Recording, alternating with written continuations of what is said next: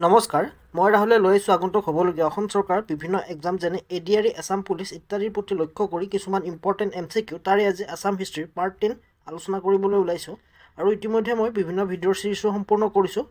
যদি আপোনালোকে ভিডিঅ'বোৰ চোৱা নাই পাৰিলে ভিডিঅ'বোৰ চাই ল'ব কাৰণ বহুতো ইম্পৰ্টেণ্ট MCQ লগতে কাৰেণ্ট এফেয়াৰ্ছ আৰু কিছু প্ৰিভিয়াছ ইয়াৰৰ কুৱেশ্যনো আলোচনা কৰিছোঁ আৰু সকলোবোৰ ভিডিঅ'ৰ লিংক আপোনালোকে ভিডিঅ'টিৰ ডেছক্ৰিপশ্যনতে পাই যাব আৰু ইতিমধ্যে হৈ যোৱা ভিডিঅ'সমূহৰ যদি আপোনালোকে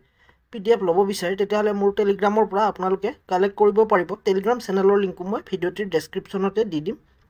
পিছে বলক পলম নকৰাকৈ আজিৰ আছাম হিষ্ট্ৰীৰ পাৰ্ট 10 ভিডিঅ'টি আলোচনা কৰোঁ 141 number question after the death of Chakradhwaj Singha who ascend the throne Chakradhwaj সিংহৰ মৃত্যুৰ পিছত ৰাজসিংহাসনত কোনে বহিছিল বুলি সুধিছে ইয়াত এ দিছে মাজু গোহাঁই বি দিছে অতন বুঢ়াগোহাঁই চি দিছে শিৱসিংহ ডি দিছে ৰুদ্ৰসিংহ ইয়াৰ ৰাইট এনচাৰটো এ মাজু গোহাঁই অৰ্থাৎ চক্ৰধ্বজ সিংহৰ পিছত ৰাজসিংহাসনত মাজু গোহাঁই বহিছিল নেক্সট কুৱেশ্যন 142 নম্বৰ what is the Ahom name of Udayaditya সিংহৰ আহোম নামটো কি সুধিছে ইয়াত এ দিছে সুনিতফা বি দিছে সুতিনফা চি দিছে চুকাফা ডি দিছে চুৰামফা ইয়াৰ ৰাইট এনচাৰটো হ'ব এ সুনিতফা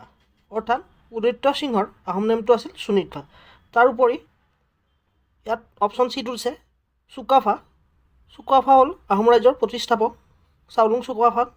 ইয়াত চমুকৈ চুকাফা বুলি দিছে আৰু ডি অপশ্যনটো চুৰামফা হ'ল ভগা ৰজা বা ভগা ৰজাক চুৰামফা বুলি জানো next question 143 number who was the prime minister of Ahom during the battle of Saraighat 1671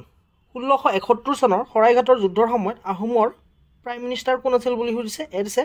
Kaliya ভোমৰা B দিছে অতন বুঢ়াগোহাঁই চি দিছে লাচিত বৰফুকন ডি দিছে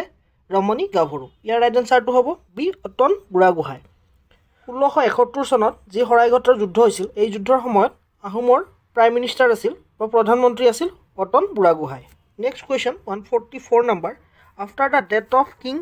উদয়ত Singha who ascend the throne ৰজা উদয়ত সিংহৰ মৃত্যুৰ পিছত ৰাজসিংহাসনত কোনে বহিছিল বুলি সুধিছে ইয়াত এ দিছে চুকলামফা বি দিছে চুটিনফা চি দিছে চুকাফা ডি দিছে চুৰামফা ইয়াৰ ৰাইট এনচাৰটো হ'ব এ চুকলামফা অৰ্থাৎ আহোম ৰজা উদয়ত সিংহৰ মৃত্যুৰ পিছত ৰাজসিংহাসনত চুকলামফা বহিছিল নেক্সট কুৱেশ্যন 145 নম্বৰ what is the Ahom name of ৰামধ্বজৰ আহোম নেমটো কি বুলি সুধিছে এ দিছে চুকলামফা বি দিছে চুটিনফা চি দিছে চুকাফা ডি দিছে চুলিকফা ইয়াৰ ৰাইট এনচাৰটো হ'ব এ চুকলামফা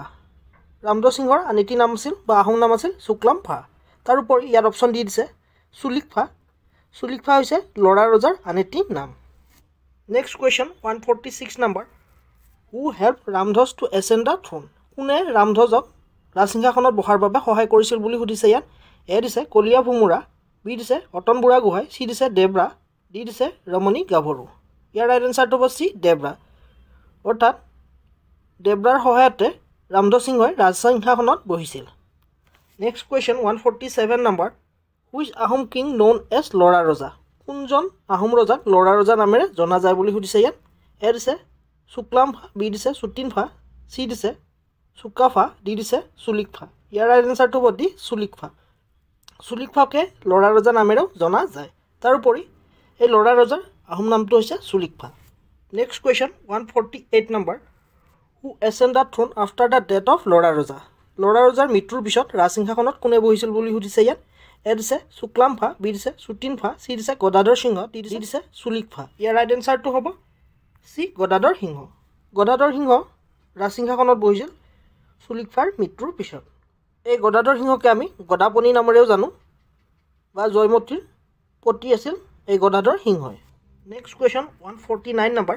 গদাপাণি কাৰ পুত্ৰ আছিল বুলি সুধিছে ইয়াত এ দিছে ৰমণী গাভৰু বি দিছে মূলা গাভৰু চি দিছে জয়মতী ডি দিছে গবা ৰজা ইয়াৰ ৰাইট এনচাৰটো হ'ব ডি গবা ৰজা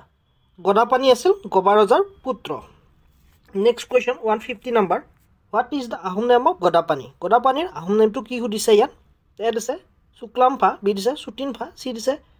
চুপাতফা ডি দিছে চুলিকফা ইয়াৰ ৰাইট এনচাৰটো হ'ব চুপাতফা অৰ্থাৎ চি হ'ব ইয়াৰ ৰাইট এনচাৰ